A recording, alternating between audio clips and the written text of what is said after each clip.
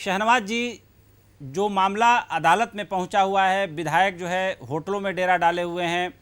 एक जगह सचिन पायलट खेमे के विधायकों को अशोक गहलोत आरोप लगा रहे हैं कि उन्हें बंदी बना के रखा गया है, इसीलिए तो पुलिस के जाने के बाद भी इतनी भी डेमोक्रेसी नहीं कि उनको मिलने दिया जाए, सामान्य पूछताछ ही तो करनी थी। तो कुल मिलाकर के भारतीय जनता पार्टी अगर सरकार बनाने में इच्छुक है तो भारतीय जनता पार्टी अशोक गहलोत से बहुमत सिद्ध करने के लिए फ्लोर पर क्यों नहीं मांग कर रही है? देखिए कि कांग्रेस का झगड़ा है, हमारा कोई लेना देना नहीं है। कांग्रेस के घर में लग गई आग उसी के चिराग से जी। वो घर उनका है, दियासलाई उनकी है, उन्हीं की पेट्रोल है, उन्हीं की आग है। लेकिन राजस्थान के लोग बड़े शालीन होते और मैं देखता हूँ कि भाषा का संयम भी जल्दी नहीं तोड़ते।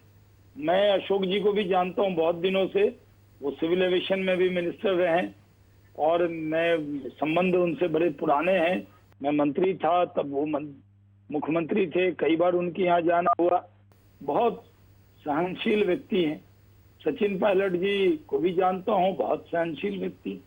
लेकिन मुझे ताज्जुब है कि आखिर क्या वजह है कि आज अशोक जी अपने ही मुख्यमंत्री को निकम्मा और नाकारा बता रहे। मनमोहन सिंह जी ने जिनको मंत्री बनाया, अपना कॉर्पोरेट अफेयर का मंत्री बनाया, वो निकम्मा था क्या? जिसको राहुल जी ने प्रदेश का अध्यक्ष बनाया, सोनिया जी ने जिसको आशीर्वाद दिया, वो नाकारा था क्या? जिस अध्यक्ष के नेतृत्व में चुनाव लड़ा, इन्होंने जीता, उसको आज निकम्मा नाकारा, मतलब राजनीति की गाली है ये। क्या इस तरह क्यों है? क्योंकि आज अशोक जी ने जिस तरह की भाषा का इस्तेमाल किया, मुझे साफ लग गया है कि वो अल्पमत में है, परेशान है। और जब व्यक्ति परेशान होता है तभी भाषा खराब होती है। आपने कभी किसी मजबूत व्यक्ति का या बड़े व्यक्ति की वाणी संयम टूटते देखा है क्या? मैं कभी आपके डिबेट में आता हूं तो कभी आपने देखा है कि मैंने कभी खराब से खराब किसी ने भाषा की मर्यादा तोड़ी हो? मैं नहीं तोड़ता। लेकिन अशोक जी ने अपने ही पार्टी के उप मुख्यमंत्री को, अपने ही पार्टी के जो प्रदेश अध्यक्ष रहे, उनको आज निकम्मा और नाकारा कहा है।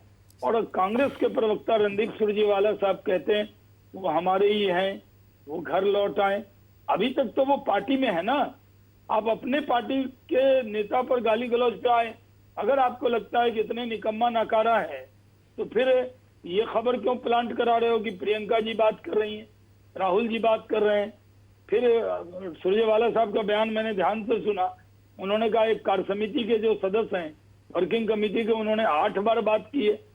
तो आखिर अगर वो इतने बुरे हैं तो उनसे बात क्यों कर रहे हो जनाब? शहनवाज जी, अशोक जी ने आज 2-3 गंभीर आरोप और भारतीय जनता पार्टी पर लगाए। उन्होंने कहा कि जिस तरीके से ईडी और इनकम टैक्स को राजस्थान में रातों रात एक्टिव कर दिया गया, जिस तरीके से भारतीय जनता पार्टी के बेहद करीबी देश के 2 सबसे वरिष्ठ वकील इस मुकदमे की पैरवी कर रहे हैं, ये भारतीय जनता पार्टी का अपरोक्ष रूप से इसमें हाथ नहीं है तो और क्या है? इसे क्या कहा जाए?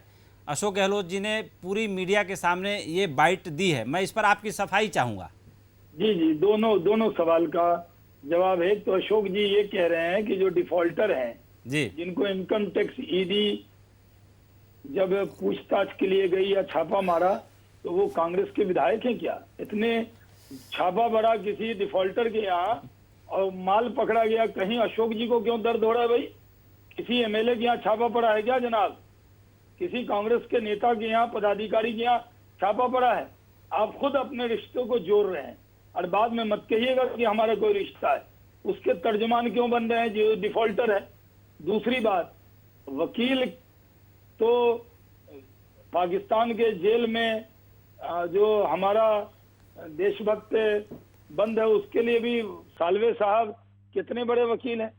उनके पिताजी कांग्रेस के बहुत बड़े नेता रहे, एनकेपी सालवे साहब, बहुत बड़ा उनका नाम रहा। वो कांग्रेस इंदिरा जी के साथ और राजीव गांधी जी के साथ कितने बड़े मंत्री रहे। आज वो कभी उन्होंने बीजेपी की सदस्यता ली है क्या? ये मुकुल रोहतगी क्या सिर्फ बीजेपी के लोगों का केस लड़ते हैं क्या? उपेंद्र राज जी, मैं जानता हूँ आप जुडिशरी भी समझते हैं, और आप पॉलिटिकल सिस्टम को भी जानते हैं, आप पत्रकार के नाते चीजों को समझते हैं, लेकिन ये इन सब चीजों को भी आप अच्छे से समझते हैं। मुकुल रोहित की क्या बाहर बोर्ड लगा रखा है सालवे साहब ने, ओनली बीजेपी मेंबर केस, या बीजेपी से ऐसा बिल्कुल नहीं है, केस लड़ेंगे, किसी का भी केस लड़ेंगे वो, और जाहिर सी बात है लड़ते भी हैं, सबका केस लड़ते हैं, सबका मुकदमा लेते हैं, ये बात बिल्कुल आपकी सही है।